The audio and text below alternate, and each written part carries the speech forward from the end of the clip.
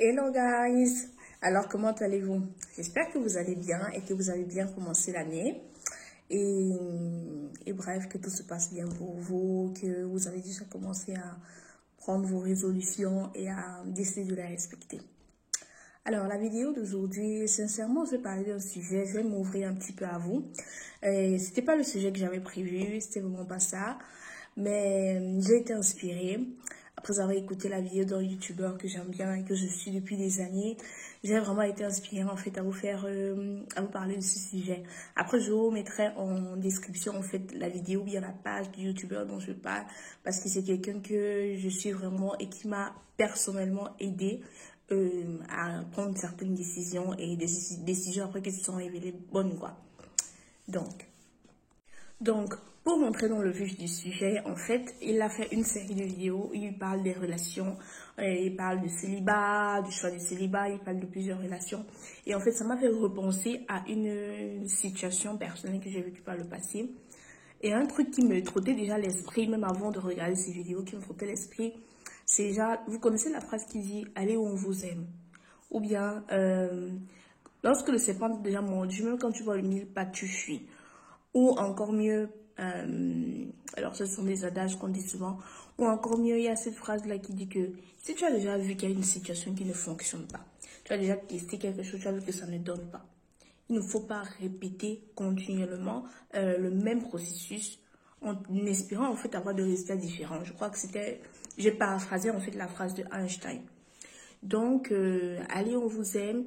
Ça m'a fait penser, comme je disais, à une situation que j'ai personnellement vécue. C'était il y a quelques années, en fait. Alors, c'est un peu comme...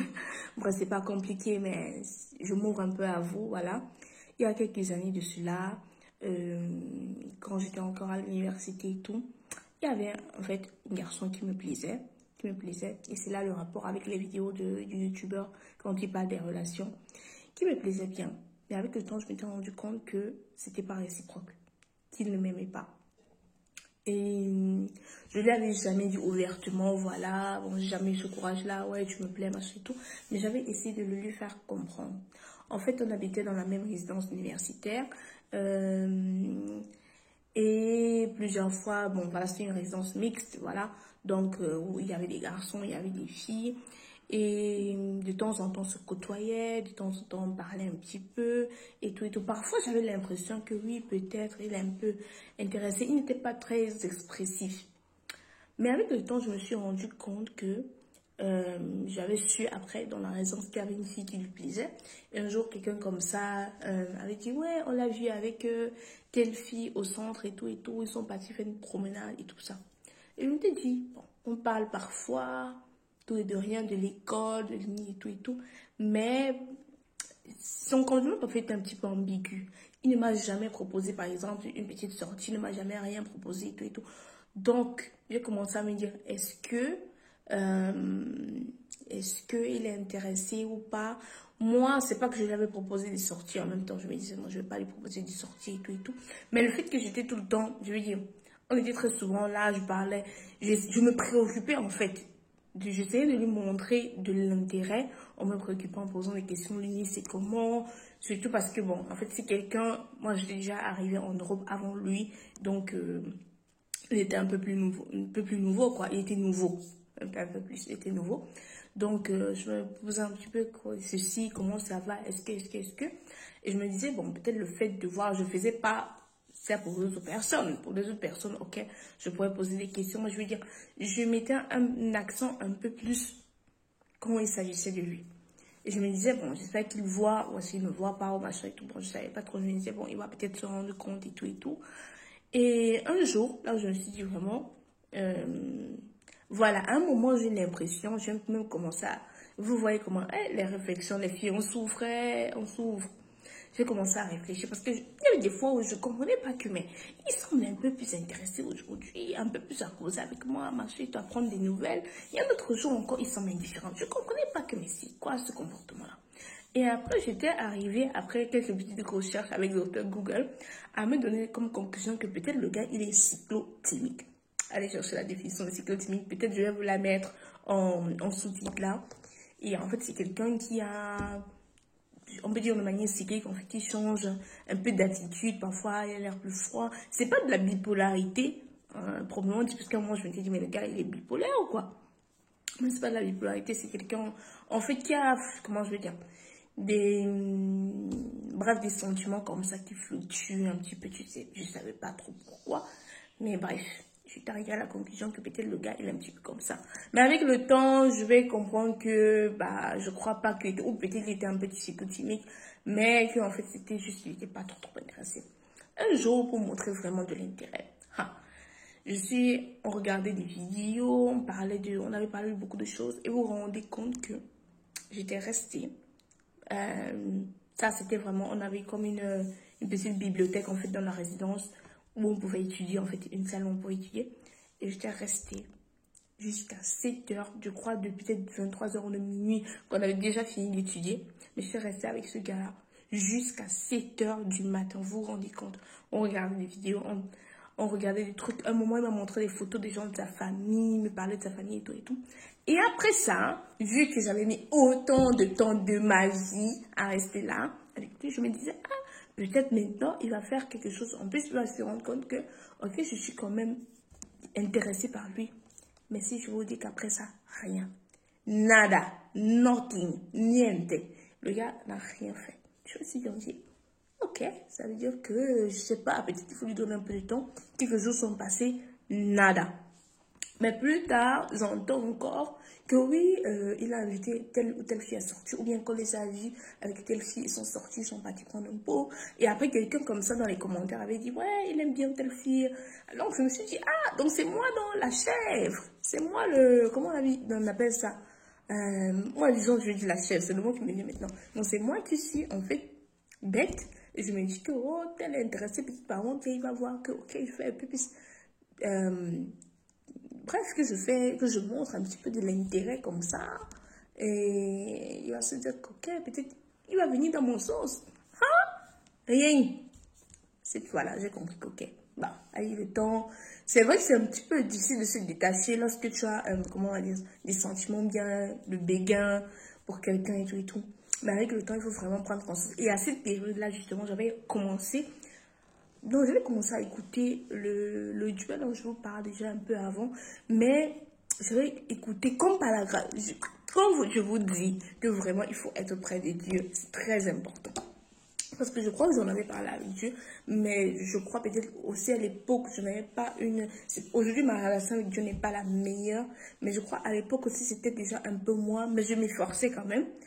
Et comme par hasard, il y a eu ces vidéos des vidéos de l'époque que c'est du avait fait sur les relations et tout. Et ça m'avait permis en fait de comprendre et de réussir à distinguer parce que je priais Dieu pour avoir le discernement et tout et tout. Et ça m'avait permis en fait de distinguer que, mais ma chère Ivana, dans ce cas-ci, tu es seule. Comme disent souvent les historiens, tu n'es pas en relation, tu es en situation.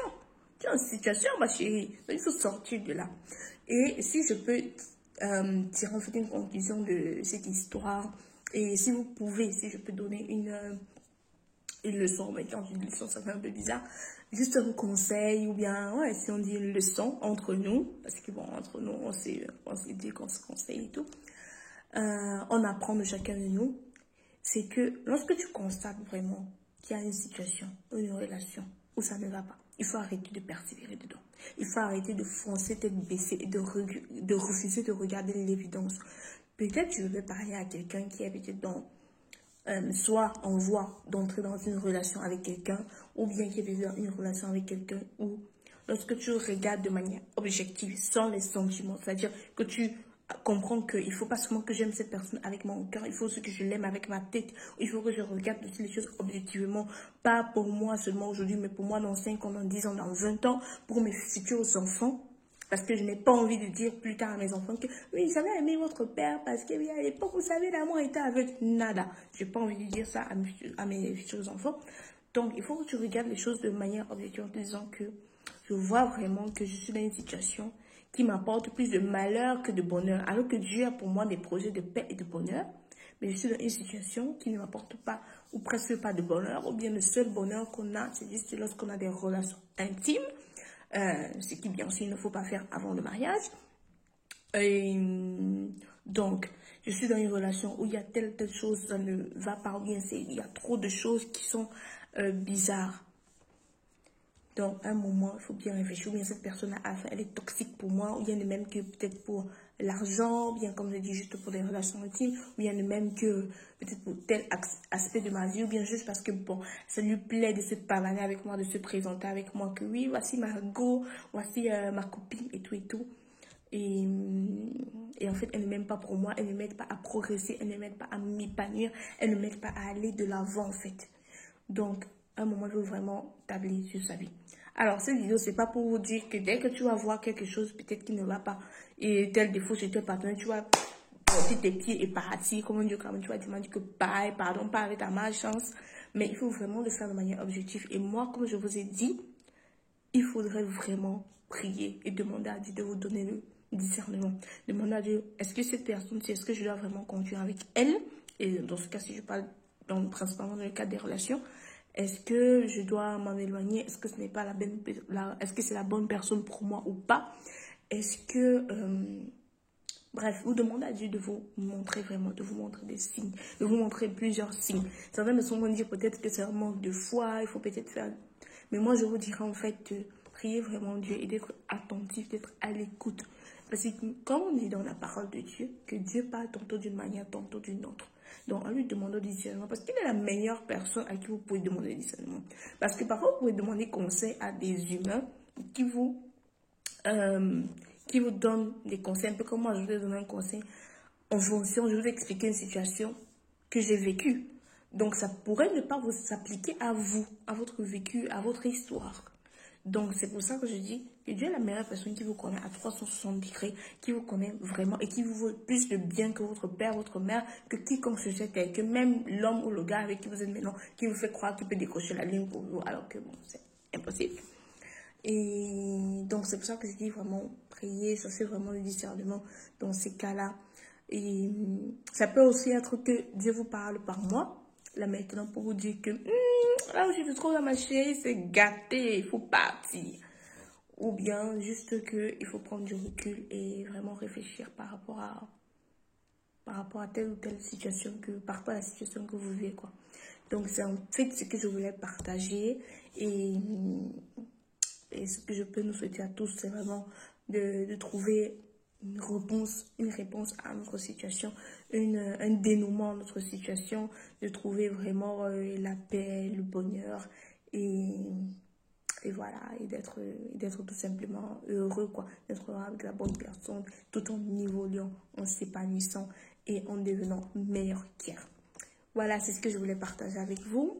Et j'espère que cette vidéo vous aura plu. Et si ça vous a plu, je vous invite vraiment à liker la vidéo, à commenter, à mettre un bon commentaire constructif et à vous abonner à la page. Peace, c'était Ivan Empowerment. Ciao!